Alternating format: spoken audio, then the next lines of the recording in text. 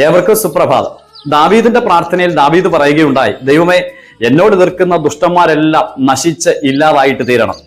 അങ്ങനെ ദാവീദ് പ്രാർത്ഥിക്കുമ്പോൾ ഓരോ വാക്കുകൾ എടുത്തെടുത്ത് പറയുകയാണ്, അവരൊരു ശാപമായിട്ട് തീരട്ടെ, അവരുടെ തലമുറ ഇല്ലാതായി തീരട്ടെ, അവർ എന്നേക്കും ദുഃഖിച്ചിരിക്കുന്നവരായി തീരട്ടെ. ഇങ്ങനെ അവർക്ക് വരേണ്ടിയ നാശത്തെക്കുറിച്ച് മാത്രമാണ് ദാവീദ് പ്രാർത്ഥിക്കുന്നത്. എന്നാൽ ഏറ്റവും ഒടുവിൽ ദാവീദ് അതിന്റെ ഒരു കൺക്ലൂഷനിൽ എത്തുമ്പോൾ അവിടെ ദാവീദ് പറയുന്ന വാക്ക്, യഹോവേ, അങ്ങ് ഇത് ചെയ്തിരിക്കുന്നു എന്നും ഇത് അവിടുത്തെ കൈയാണ് എന്നും അവരറിയണം. ഇതാണ് ദാവീദിന് പറയുവാനായിട്ട് ഉള്ളത്. എന്നിട്ട് പറയുകയാണ്, അവർ ശപിക്കുന്നു, ദൈവമേ അങ്ങനെ അനുഗ്രഹിക്കണം. പ്രിയപ്പെട്ടവരെ, നാം ആരെയും ശപിക്കരുത്, നാം ആരെയും ഇല്ലായ്മ ചെയ്യുവാൻ ശ്രമിക്കരുത്.